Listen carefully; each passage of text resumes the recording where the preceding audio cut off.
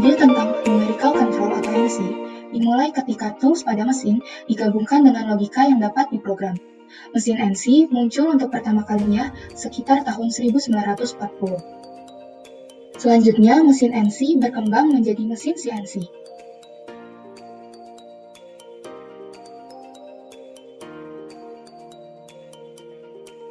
Yuk kita bahas lebih lanjut apa itu mesin NC atau CNC.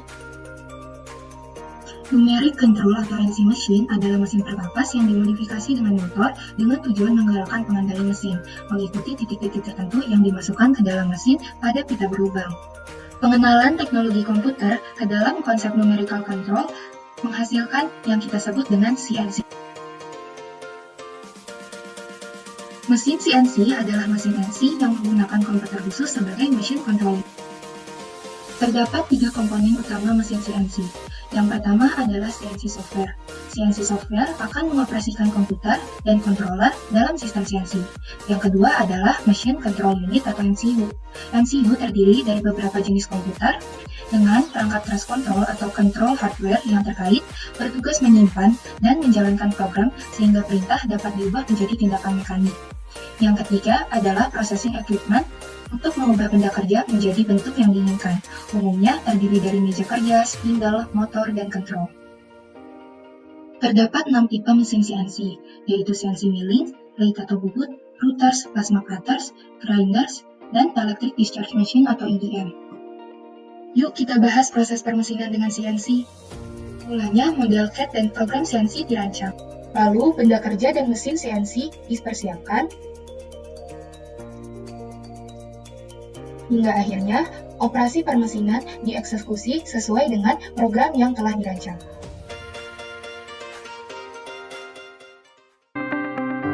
Identifikasi hazard pada mesin CNC. Ada 2 tipe hazard pada mesin CNC, yaitu mechanical hazard dan health hazard. Mechanical hazard melibatkan part mesin yang bergerak dan bagian tubuh pekerja yang dapat bersentuhan dengan part mesin tersebut. Jenis mechanical hazard yang paling umum ditemukan di mesin CNC meliputi senior rotating part seperti poros atau coupling yang berisiko tersangkut atau terbelit. 2 atau lebih rotating part seperti roller atau exposed gear yang memiliki biaya terjepit. Bagian yang bergeser seperti sliding wheel yang dapat menyebabkan crashing hazard. Bagian yang dapat memecahkan seperti grinder yang menimbulkan risiko cedera benturan. Selain bahaya dari mechanical hazard, pekerja dapat terpapar bahaya melalui penghirupan, konsumsi, dan kontak kulit dengan bahan yang berbahaya. Hal ini disebut dengan health hazard.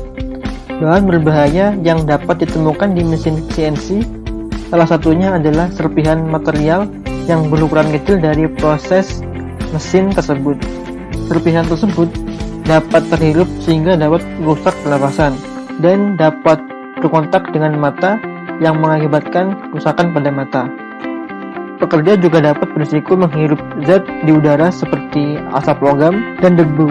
Panas dan kemisingan dari mesin juga dapat merugikan pekerja secara fisik. Hazard lain yang perlu diperhatikan salah satunya adalah tergelincir dan jatuh di sekitar mesin, cedera akibat peralatan yang tidak stabil, komponen listrik yang rusak, dan bahaya kebakaran. Berikut adalah data kematian karena mesin.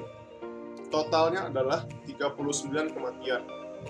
Proporsi yang paling besar adalah struck, yaitu terkena mesinnya sendiri, atau crash, terjepit mesinnya sendiri. Lalu apabila kita melihat gambaran yang besarnya, maka kematian pada industri manufaktur itu mencapai angka 10%. Jadi angka ini cukuplah penting untuk diperhatikan. Untuk memperlihatkan aslinya bagaimana, berikut adalah contoh kecelakaan langsung karena mesin CNC. Wah, menyeramkan ya. Lalu, seberapa besar dampak dan peluang terjadinya hazard? Yang termasuk risiko tinggi adalah tersetrum akibat tersengat listrik, karena dampaknya katastrofik, di mana dapat menyebabkan kerusakan organ dalam hingga meninggal, dan peluang terjadinya sesekali. Hal ini dapat disebabkan karena kesalahan material yang digunakan pada tombol. Kemudian, kebakaran, karena bisa berdampak pada luka bakar hingga meninggal, namun jarang terjadi. Contohnya, pada tahun 2015, pernah terjadi kebakaran karena percikan cutting plat dan menyebabkan luka bakar serius.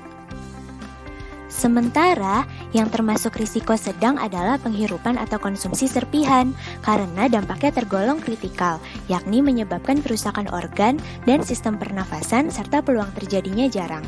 Lalu, kontak mata dengan serpihan yang terpental, karena dampaknya juga kritikal, dapat menyebabkan mata perih hingga kebutaan, dan peluang terjadinya juga jarang. Kemudian, cedera akibat benturan atau terkena permukaan tajam, dampaknya juga kritikal, misalnya cedera serius hingga patah tulang, dan peluang terjadinya jarang. Lalu, crushing akibat sliding mill, dampaknya juga kritikal, yakni dapat menyebabkan cedera serius dan peluang terjadinya jarang. Kemudian, terjepit roller atau exposed gear dapat menyebabkan cedera parah, misalnya patah tulang sehingga dampaknya kritikal, dan peluang terjadinya adalah sesekali terjadi hingga jarang. Contohnya di Kanada, pekerja terjepit di antara komponen mesin yang berputar akibat tidak terpasangnya pelindung mesin yang memadai. Lalu, tersangkut atau terbelit poros juga dapat menyebabkan cedera parah, misalnya patah tulang, sehingga dampaknya juga kritikal, dan peluang terjadinya adalah sesekali hingga jarang. Dan yang terakhir adalah tergelincir dan jatuh, misalnya karena pelumas mesin yang tidak dibersihkan dan berserakan di lantai.